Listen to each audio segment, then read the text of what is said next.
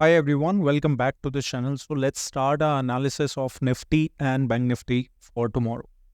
तो सबसे पहले बात करेंगे निफ्टी के बारे में कि निफ्टी में कल की एनालिसिस वीडियो में मैंने बात कही थी कि निफ्टी 19,700 के नीचे की तरफ अगर प्राइस एक्शन फॉर्म करता है, लोअर लो सीक्वेंस मिलती है, may be on 3 minutes 5 minutes, वहां पर निफ्टी में हम एक शॉर्ट साइड का ट्रेड लेते हैं जिसके पहले टारगेट रहेंगे 19,650, दूसरा टारगेट रहेगा 19,600।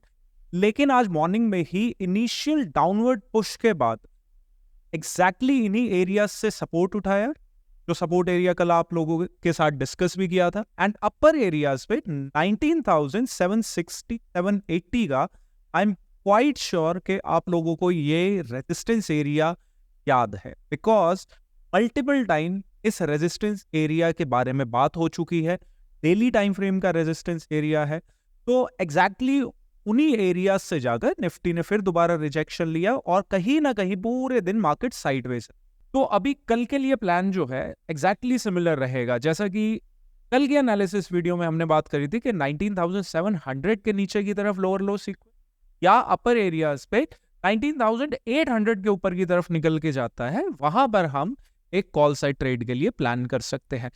किसी भी डायरेक्शन में बड़ा गैप अप या बड़ा गैप डाउन मार्केट को सेम डायरेक्शन में निकाल के लेकर जा सकता है। तो गैप अप और गैप डाउन के केस में थोड़ा डायरेक्शनल प्लान करना बनता है। एक पुल बैक, अगर बहुत बड़ा गैप अप हुआ तो एक पुल बैक और कंटिन्यूएशन।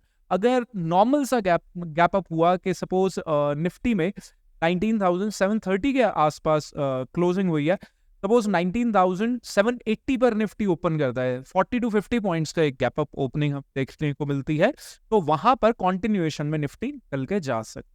ऑल्दो 19,800 प्रेफरेबल एरियाज हैं जहां पे हमें एक कॉल साइड ट्रेड के लिए ट्राई करना चाहिए, but we will look for some support areas, जैसा कि 19,780 760 ये सपोर्ट एरियाज है। तो अगर निफ्टी यहां से सपोर्ट उठाता है, हम एक कॉल साइड ट्रेड के लिए प्लान कर सकते हैं। अभी बैंक निफ्टी में चलते हैं और बैंक निफ्टी में देखते हैं, बिकॉज बैंक निफ्टी बहुत इंटरेस्टिंग है। और किसी ने कल की एनालिसिस वीडियो अगर गौर से देखी हुई है, ध्यान से देखी है आप लोगों ने, तो आपको बहुत इजी एक ट्रेड मिला होगा जिस एरिया की मैंने आप लोगों से बात भी करी थी कल की analysis video. I am sure आपको 44,350 एक प्राइस पॉइंट याद होगा, जहां पे मैंने बैंक निफ्टी में बात करी थी कि 44,350 के एरिया से आपको एक शॉर्ट साइड का ट्रेड मिलेगा, जहां पर 44,200 तक के हम टारगेट्स के लिए ट्राई कर सकते हैं। तो एग्जैक्टली बैंक निफ्टी में 44,350 के आसपास से सेलिंग आई है और बैंक निफ्टी निकल के गया है ऑलमोस्ट 44,200 के टारगेट्स के। बैंक निफ्टी में सेम प्लान है कि लोअर साइड पे 44,050 के नीचे की तरफ अगर प्राइस निकल के जाता है, वहां पर हम एक शॉर्ट साइड ट्रेड का ट्राई कर सकते हैं। लेकिन बैंक निफ्टी में जैसा कि कल आप लोगों से बात हुई थी, 44,350 का जो एरिया था रेजिस्टेंस, अब अगर बैंक निफ्टी सपोज कल एक गैप अप ओपन कर जाता है, या गैप अप ओपनिंग के केस में कि सपोज 44,320 330 के आसपास भी गैप अप ओपन कर जाता है और यहां से ब्रेकआउट निकालता है, 44,350 से ऊपर निकालता है, तो फिर दोबारा से हमें 44,500 के टारगेट्स देखने को मिल सकते। 44,500 पे थोड़ा सा कॉशियसली काम करना पड़ेगा, बिकॉज ऑलरेडी वहां से सेलिंग आ चुकी है एक बार, और काफी सारे लोगों का यहाँ पे कॉल सेलर्स अभी भी यहाँ पर बैठे हुए हैं, बिकॉज उसके बाद 2 दिन का हॉलीडे एंड सैटरडे संडे और उसके बाद प्रीमियम इरोजन, और अभी भी बहुत से लोग इस ट्रेड को होल्ड करके बैठे होंगे। तो जब तक 44,500 के ऊपर की तरफ तेजी से नहीं निकलता, तब तक बहुत लंबा कोई मूव देखने को नहीं मिल रहा है। 44,350 से ऊपर 44,500 के लिए ट्राई कर सकते हैं। लेकिन अगर बैंक निफ्टी कल हो जाता है gap down, suppose bank Nifty में थोड़ा बड़ा गैप डाउन ओपन हो गया कि 44,050 के आसपास गैप डाउन ओपन हो गया, 1 मिनट कैंडल भी अगर बेयरिश बन रही है, वहीं पर दोबारा से शॉर्ट साइड का ट्रेड ले लिया जाएगा। पहला टारगेट उसमें 44,800 850 के आसपास का हमें एक शॉर्ट साइड का पहला टारगेट हो रहे। अभी स्विच करते हैं फिन निफ्टी के ऊपर। फिन निफ्टी की कल एक्सपायरी भी है और फिन निफ्टी में देखते हैं कि किस हिसाब से अब हमें काम करना है।